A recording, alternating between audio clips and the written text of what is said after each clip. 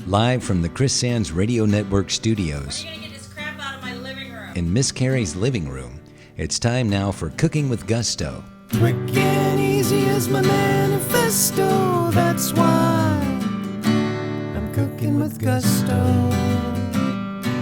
And here's your host, Gus. Hello everyone, and once again it is time for another installment of Cooking with Gusto. Today we're going to be making cracked chicken. Now this supposedly is going to be so good that it will be like crack. So it's not cracked as in ED, it's crack as in crack cocaine. So we will see. First thing we're going to do is get straight into this. We're going to let me get down so we can see.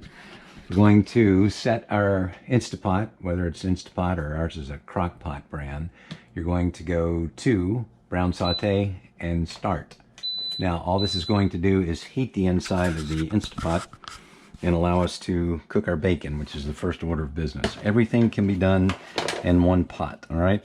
Now, in case we need to go over this quickly, we're going to have chicken breast, 6 slices of bacon. I'm probably going to put a whole lot more because we love bacon. 1 box of original ranch dressing mix, 2 bricks of Philadelphia cream cheese, or whatever brand you want, and some apple cider vinegar. And I'll tell you what we're going to do with that in a minute.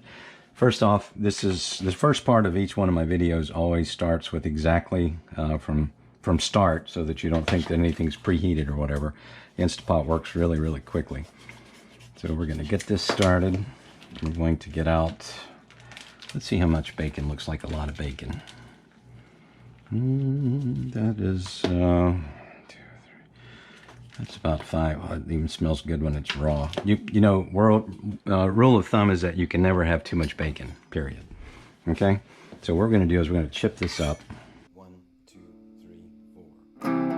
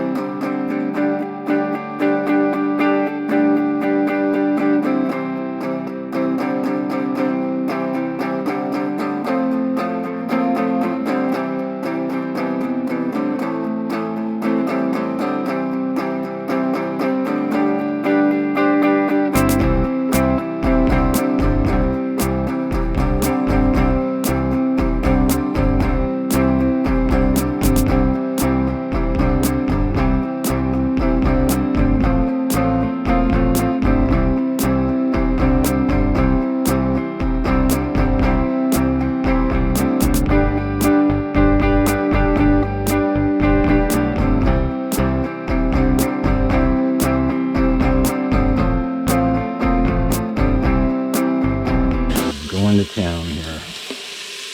Once again, as I've told you before in my videos, nothing is preheated. You're going with me from start right here. We can always smash up that bacon later, right? Now, in case I wasn't clear earlier, this is the first time I have made this particular recipe, and I have perused a lot of the YouTubers trying to find something that was similar, something that was different.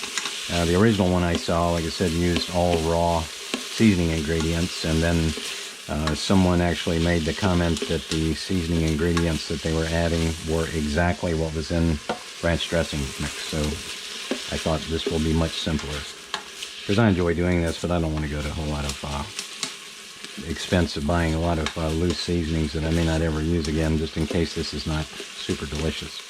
All right, that's continuing to go along there. Now, while that's cooking, we're going to go ahead and get our chicken started. So, I've already thawed this out, which was the note there, please leave out to thaw, when I left to go to work this morning. So, we're going to open these up. This did not look like enough chicken. It says on the original, or one of the recipes, that you can get close to 3 pounds of chicken. And if you watched my first installment of Cooking with Gusto, I made a roast that had a 3-pound chuck roast in it, and that was a gracious plenty, and so I'm going to hope we can get close to the same amount on this. So I got some other chicken on standby that I bought fresh. This was frozen chicken breast that we got from Schwann's that had been in the freezer for a while, and I wanted to go ahead and use it. So those are, how many, does it say how many individual ounces those are? I guess not. So we'll just kind of eyeball it here. All right, so check on our bacon again. You want this to be like super crispy because this is actually going to be a topping for something that's very wet. So the crunchier it is, the better it will be. And it's going along gangbusters there. That's probably going to be the thing that's going to take the longest. Now, the apple cider vinegar, I can tell you the story on this. There was one recipe that called for a cup of apple cider vinegar to be the liquid that you're going to put under your chicken. And then another recipe said that you just use water. So I thought what we'd do is a half a cup of each and see what that tastes like. And if it's super delicious, we'll leave it. And if it's not, we'll go one way or the other on the next round and see if that's better or worse. All right, we're back and we're still cooking the bacon. Now, if you see these little short pauses between things, I have coffee and a vape going over here. And I just got in from work, and so I'm trying to get my caffeine level back up to normal. Now, while this is continuing to cook, I want to go over, I guess, a little personal things here so that you kind of know a little bit more about me. I was a disc jockey for 1975 when I was 15 until I finished nursing school in 1995. And then I got out of the radio business and into the healthcare business, which I absolutely love. I wish I had gotten into it earlier. But with the advent of all the digital stuff that we have now, I got back into doing voiceover work and doing some comedy stuff with my radio. My air name when I was in that was Chris Sands, K-R-I-S-S-A-N-Z. And I have started the Chris Sands Radio Network again, which I have podcasts, which are basically 2 to 3 little minute snippets of funny stuff. None of it's meant to offend, but it's just all over the board. Plus, I'm a singer-songwriter. I do a lot of comedy songs and have had some more serious songs that I do. And all that's the stuff that's scattered below on my YouTube channel here. So if you're just looking for cooking videos, there are a couple on here. But there's a lot of other stuff too. Anything from drone reviews. And like I say, it's my channel and I just put a bunch of stuff on it. Now, I did not set a timer on this, and we are at a 12-minute mark right now, so if this is only like 2 or 3 minutes into the video, the reason I did that is to fast forward it because this bacon's taking just a tad bit longer than I thought. I've got one of our little ice cream dishes here, which we're not going to be using anymore for a long time because we're ketoing now. And we're going to offload this bacon here in a minute, but I probably will not take the bacon grease out. I will let it, I'll use it on the chicken while we're cooking it. All right, that bacon's looking lovely. And if you're one of these people that's worried about splatters and pops, I am horrified of it. I think we've already talked about the fact that I even wear gloves because I don't like to get things underneath my fingernails, but this has not splattered and popped at all, and it has not made a mess in the kitchen like bacon historically does. Now what I'm going to do here is we're going to shut this off. Just hit stop. And as I've told you before, these Instapots automatically default to the warm setting if it goes to the end of your cooking cycle. Now if you shut it off, it's off, and the cooking cycle is done. And so this is off. Now, the reason I'm doing that is this chicken is damp, and there's bacon grease in here, and there's always a chance that that's going to cause a splatter when that goes in. So I'm going to let this cool down just a hair. Now, the liquid part of this. Now, what we're going to do here is we're going to put half a cup of water.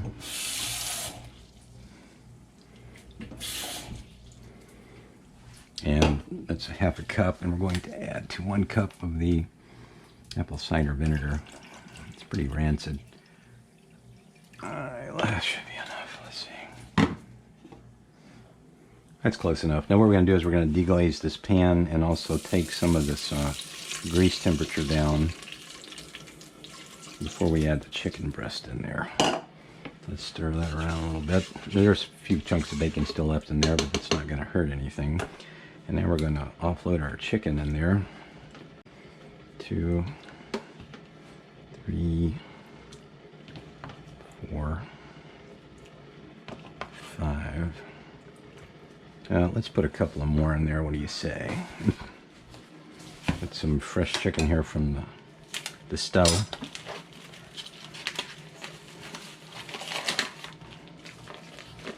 I think one of these should be plenty.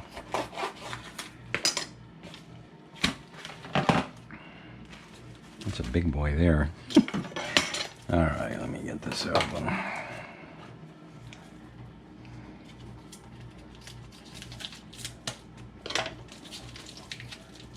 I guess these were frozen at one point, huh?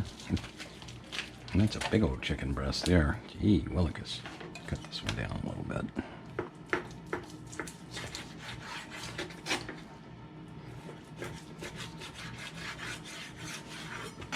Now that's a lot of chicken. Okay, now what we're going to do now is take our ranch dressing mix, which is the whole carton.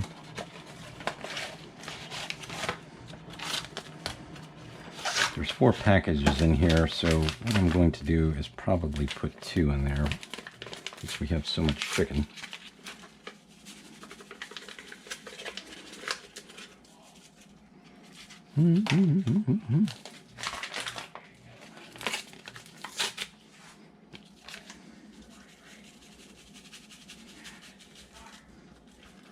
All right, and now we're going to put our lid back on. Remember, as we said before, line up the lock buttons, lock it down, make sure that the popper valve that's open when it's up, closed when it's down. Go back to the front, and we're going to go to poultry setting.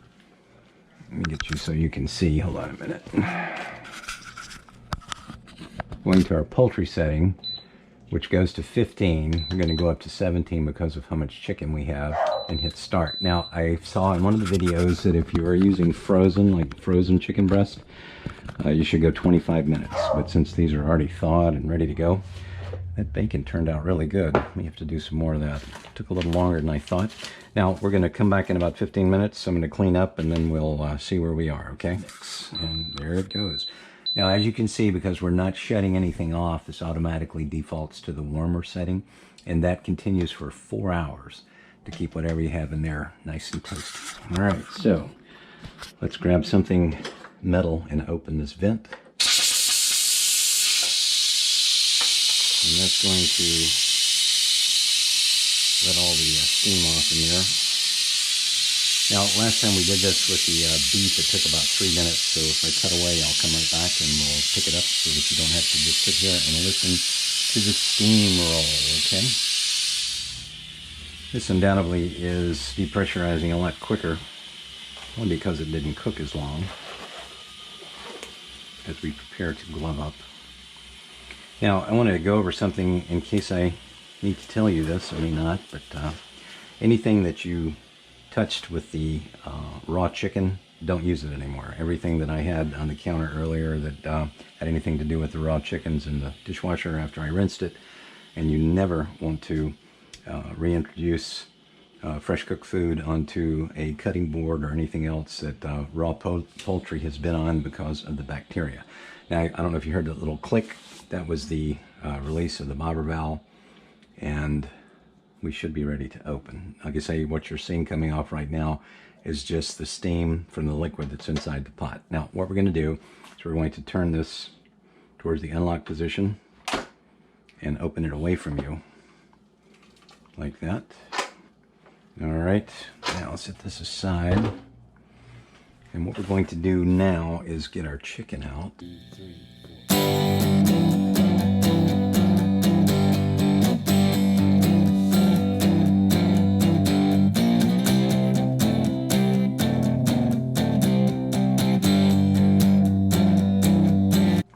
That is a lot of chicken.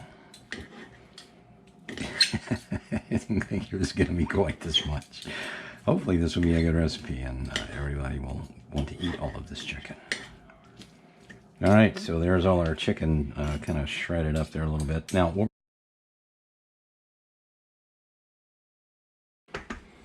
going to add the chicken back in.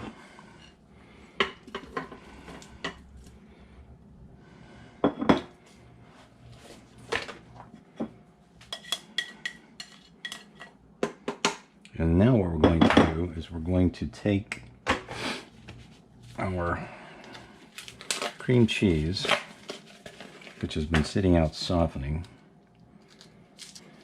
Some people cut these up into cubes, but because this is so soft right now, it probably would be labor intensive to try to dice it. So we'll just go with the whole brick here. There it is. Okay, so we're going to open these up and drop these in. Now this is on top of the hot chicken and the pot is still on warm, right?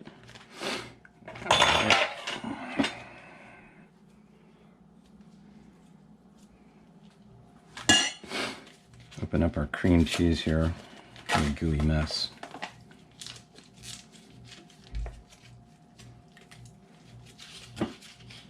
Now there's one corner of this packet that is easily open. That's where it is, at the other side. Actually, it was on the wrong end. Drop these in. All right, so we have a hot Instapot with hot chicken, and we are going to just mix this all up.